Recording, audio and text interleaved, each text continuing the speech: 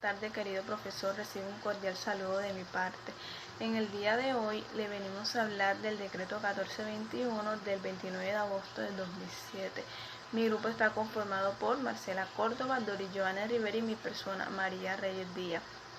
Bueno, este decreto se basa más que todo en la educación inclusiva, en la atención que debe tener la población educativa a los discapacitados. Dice que todas las personas nacen libres e iguales ante la ley y a su vez recibirán la misma protección y trato de las autoridades y gozarán de los mismos derechos, libertades y oportunidades sin ningún tipo de discriminación. El Estado tendrá un grado de protección especialmente a aquellas personas que por su condición económica, física y mental se encuentren en circunstancias de debilidad. Además, sancionará a los abusos o maltratos que contra ellos se cometan. Este decreto menciona el artículo 67 donde dice que la educación es un derecho de la persona y un servicio público y que la sociedad, el Estado y la familia son los principales responsables de esta. Habla de un artículo muy importante que es el artículo 47 de la Carta Política, donde dice que el Estado adelantará una política de prevención, rehabilitación e integración social para aquellas personas que tienen una disminución física, sensorial o psíquica. A estas personas se les prestará la atención especializada que se requiera. A su vez habla de la Ley 115 en su artículo 46, donde menciona que el Estado colombiano busca más que todo establecer procesos con los cuales se garantice los derechos de estas personas y dar cumplimiento a los mandatos constitucionales. Este decreto enfatizó que para esta población las instituciones tanto privadas como públicas deberán brindar atención integral y contar con docentes de apoyo pedagógico y, si es necesario, un intérprete de la lengua de señas colombiana. Además, deben contar con herramientas técnicas y tecnológicas para eso. Yo les voy a hablar sobre las responsabilidades del Ministerio de Educación Nacional, la Secretaría de Educación y los establecimientos educativos. Primero, la responsabilidad del Ministerio de Educación Nacional. Uno es dar lineamientos normativos, administrativos, pedagógicos y técnicos para la educación inclusiva en los diferentes niveles educativos. Dos, realizar ofertas de educación a calidad para personas con discapacidad. 3. Brindar asistencia técnica a las diferentes secretarías de educación y a los establecimientos educativos junto con EINSOR e INSI para asesorarlos en materia de educación inclusiva. La responsabilidad de la Secretaría de Educación. 1. Es realizar el plan de implementación progresivo de acuerdo a las necesidades de los estudiantes con discapacidad que se encuentren en los establecimientos educativos para gestionar el personal de apoyo, el cual será entregado al Ministerio de Educación. 2. Elaborar un informe anual sobre las estrategias implementadas en la educación inclusiva y mandarlo al Ministerio de Educación Nacional para su análisis. La responsabilidad de los establecimientos educativos. 1. Es reportar en el CIMAD a los estudiantes con discapacidad en el momento de la matrícula para ser entregado al Ministerio de Educación Nacional para su respectiva validación. 2. Los establecimientos educativos deberán organizar de manera didáctica, pedagógica y estratégica los ajustes para las personas con discapacidad con el fin de garantizar su permanencia y promoción en el marco de una educación inclusiva. 3. Incorporar el enfoque de educación inclusiva en los PEIs, el proceso de autoevaluación institucional y en el plan de mejoramiento institucional. Las ofertas. A partir del decreto reglamentario de la educación inclusiva para estudiantes con discapacidad se estipularon 4 ofertas. 1. La oferta general, que corresponde a todos los estudiantes con discapacidad pueden ingresar a una institución. 2. La oferta bilingüe bicultural para la población con discapacidad. El proceso de aprendizaje-enseñanza será a través de señas, porque esto es para las personas sordas. Está la oferta hospitalaria domiciliaria, que se da al estudiante que tiene, debido a su salud, no puede ingresar a un establecimiento, pues se puede dar en su hogar o en el centro hospitalario. Está la formación para adultos, que es las personas con edad avanzada, pues a ellas se le asignará se la adecuará según sus necesidades. Antes de ingresar a una institución, existen 4 herramientas que aplicar. Uno es PIAR, que es el Plan Individual de Ajuste Razonable, el cual debe tener la descripción del entorno familiar y social del estudiante con discapacidad. Anexo también los informes profesionales que permitan llevar a cabo los ajustes pedagógicos y didácticos que garanticen un proceso de aprendizaje efectivo en el estudiante. Está el acta de acuerdo. En esta acta se realizan entre los profesionales de la institución, acudientes, docentes de apoyo, docente y el directivo del establecimiento, donde se establecen compromisos y responsabilidades asumidos por cada uno de ellos con el fin de lograr el avance en el proceso de aprendizaje de los estudiantes.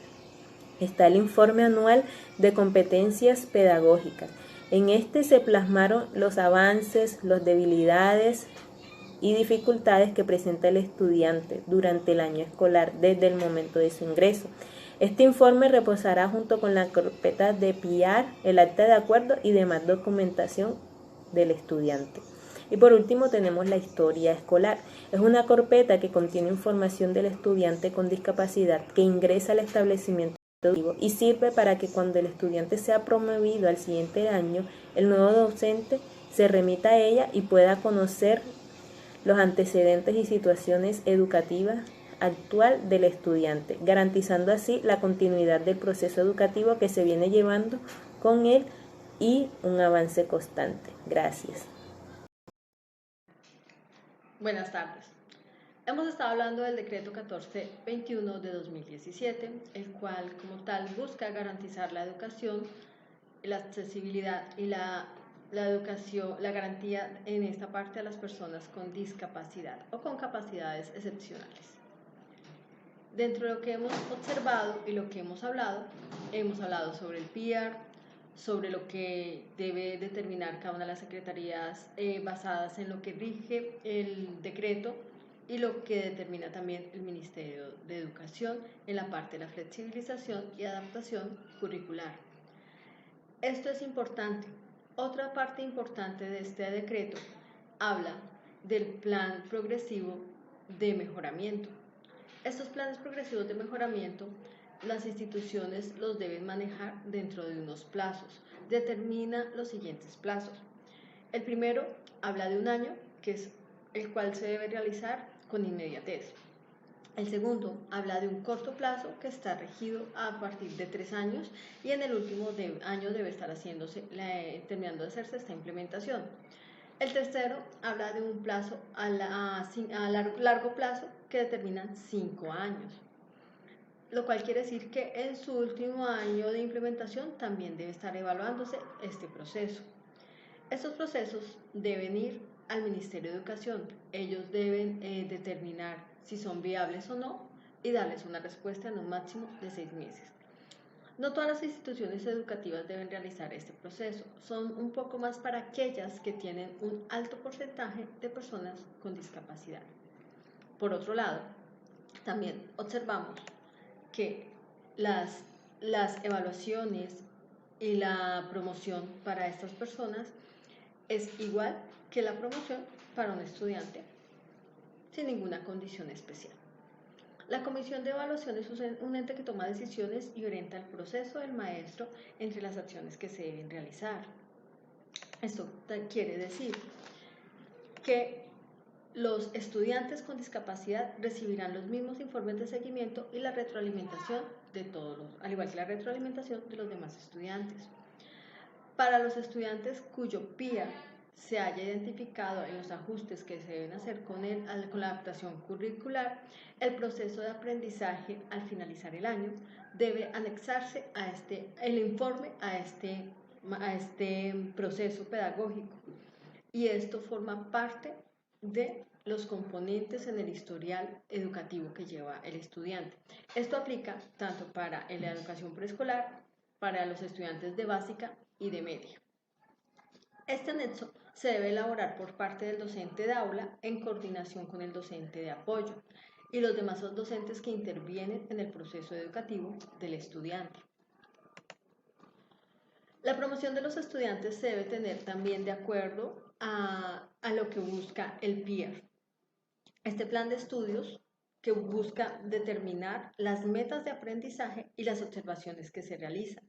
Recordemos que hablamos dentro de unos derechos básicos de aprendizaje que están adaptados y se deben revisar para este tipo de estudiantes. La flexibilización curricular y la evaluación se debe construir en base a la valoración pedagógica y esto hace parte de este ajuste. Tenemos que determinar una metodología dentro de la manera didáctica, evaluativa y del mismo modo metodológica de estos acuerdos.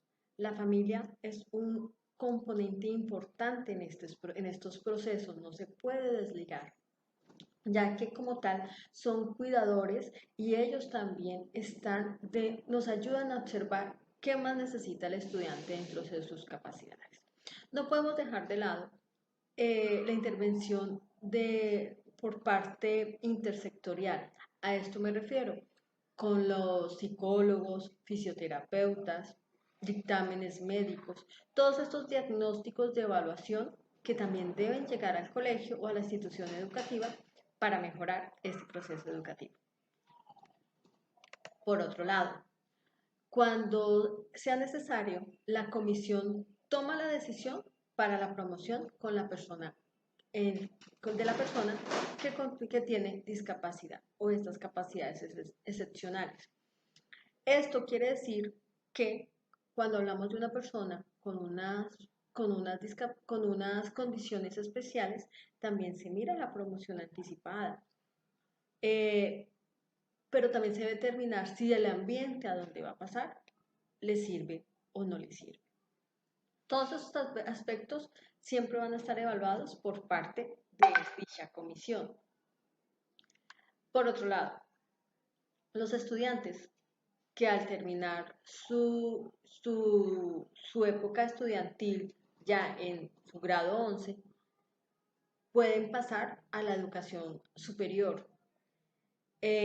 La discapacidad o las capacidades excepcionales no son una barrera para que ellos puedan continuar en sus procesos de profesionalización.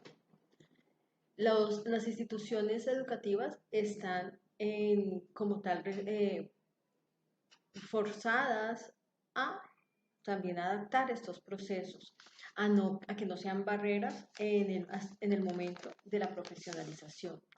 Recordemos que la educación es una herramienta para todos y la discapacidad no termina solamente cuando un estudiante llega a grado 11.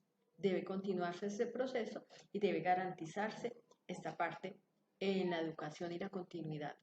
Por eso, entidades como el ICETEC también miran y promocionan becas o planes de estudio para las personas con discapacidad. Muchas gracias. Que tengan una feliz tarde.